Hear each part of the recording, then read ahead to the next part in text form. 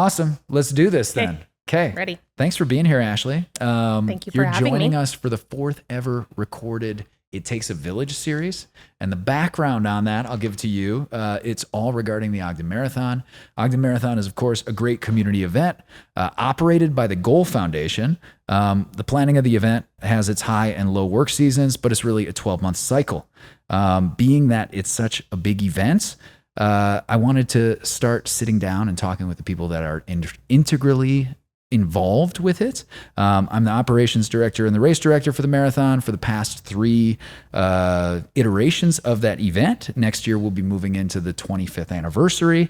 And again, as I've gotten to know the event and its people, it's become a priority of mine to find a way to share a bit about them with our community. You guys are the magic behind the event. We couldn't do it without you guys, and both our community partners and our leads. And so today we have Ashley Bockwoldt of Ogden City themselves. You guys are actually the founders and the owners of the Ogden Marathon. The Goal Foundation are the operators of the event, and I'm super pumped to have you here. So thanks for being here. Absolutely. Thanks for having me. Yeah. You guys are really the magic of the event. Yeah. Let's be real. Well, we put the year-round time into it. But what's really cool about getting to work with you over these past few seasons is you really learn how much of a unique community event this is. And a lot of that stems from the fact that it is a city-owned event. If this was wholly a private event, I don't think we might hope that we had the same partnerships we do, but I don't think that we would, right? Like, you know how budgets work and how everybody's so busy. And so, so it's really cool that we are kind of ingrained in the way we are. But why don't we take a second just for you to kind of say what your role is at the city and a quick overview of how you help with the Ogden Marathon each year. Yeah, sure. So I am the special events coordinator for Ogden City. I've been there for going on 11 years in October. Wow. Yeah, a long time. And I most of my job is permitting. So any special events that want to come into the city and close a road or use a park, use any kind of public land or street, then you would permit with me. So that's like my day job. But when I get to work with you guys as a partner, I am the city liaison. And kind of what that means is I work with you. I'm the liaison between your organization and the city organization, and I help coordinate all the things that go into creating a magical marathon that you guys put on. So that's kind of what I do. And in short, right, like shorthand we call most of those city services. Correct. And I remember the first city services meeting I went to. You walk into like a round table of like 25 people, and they all look twice as professional as I am. And I'm supposed to figure out like how we're coordinating, working together. And you are the liaison there. Yes. I don't think that could have happened in my first year on the scene without you being there. They would have been like, get out of here, you know? But it's everything from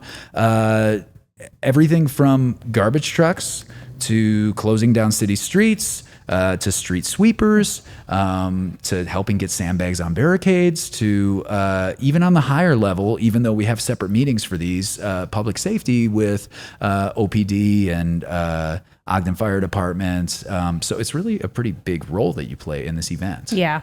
I love this role.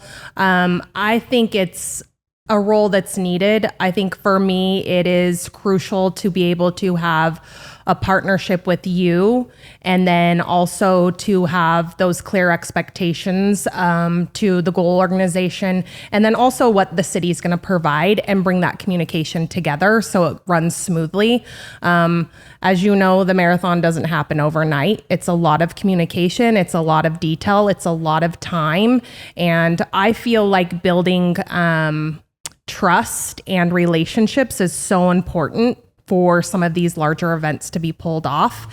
And I think we have created that, me and you working together and bringing all the pieces together so it can be pulled off so brilliantly. And also so the community will never know of any issues in the background which that's what we want. We want it to keep it like that. And I think it only works when we have that partnership. Yeah, totally. I think you do a really good job helping reinforce to the other Ogden City members kind of the importance of this community event. And one thing that I probably don't share enough is every year post race, I mean, the vast majority of the feedback is how well executed this race is. And a lot of it is all of the thought and time and consideration of you and the other Ogden City staff members, of which there are like many, right? Yes. Do you happen to know offhand roughly how many Ogden City employees there are?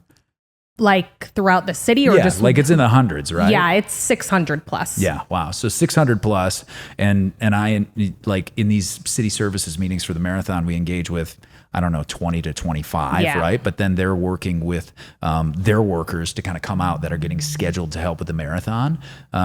It's a big endeavor. Yeah, it's big. Yeah. Well, it goes without saying, but I should say it.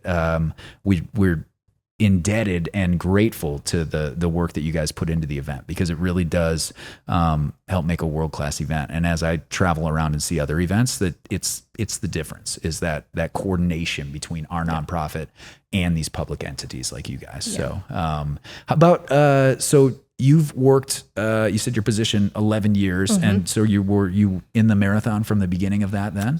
So I've been working on the marathon for 11 years. My first marathon was 2015 as working for Ogden City. I've been part of the marathon before that in my personal life. I've ran 2 half Ogden marathons and a full marathon. I almost died, but I came across the finish line. That's, so that's a whole part of the experience for many people, is a near-death experience. You know? I'll probably never. That's like one and done. Yeah. I'll probably never run another marathon again. Yeah. But. Well, I mean, at least until retirement, I guess, you know, because you're pretty busy on the day of. Yeah. How about give us a little overview of maybe some of the different jobs that you've actually tangibly helped day of marathon with. And as an example, right, like you're one of our busing leads. We had 103 buses this year get our participants to the start. You are integral with that. Then you're moving around the festival. What are some of the things that you've enjoyed doing? Well, I love being a bus lead. I feel like bus time is so chaotic, but you get there's an adrenaline there that you get getting, 6,000 runners on buses. Is that what it is? Yeah, it's not quite 6,000, but that morning we're getting maybe just shy of 5,000 actually on buses. Yeah. Yeah. It's a lot, and it's chaotic, and it's a chaotic hour that I absolutely love. That's probably one of my favorite hats that I have that I do for the Ogden Marathon.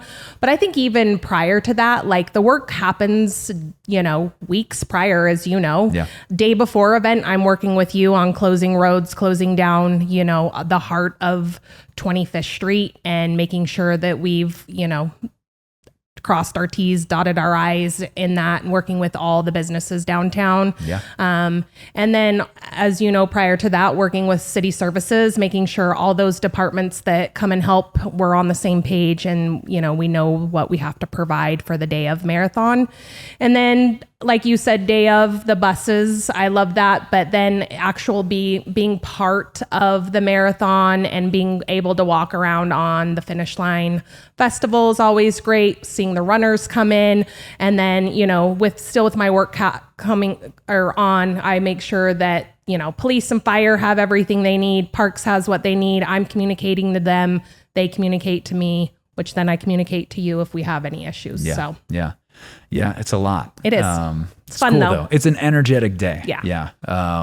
Well, thank you for that. Do you have I always am interested in like busing is always chaotic. Mm-hmm. It's always successful, but it's chaotic, right? Do you have any standout moments in your 11 years kind of behind the scenes with the Ogden Marathon, or even when you were running, of just an exciting moment or a unique moment for you? Does anything come to mind?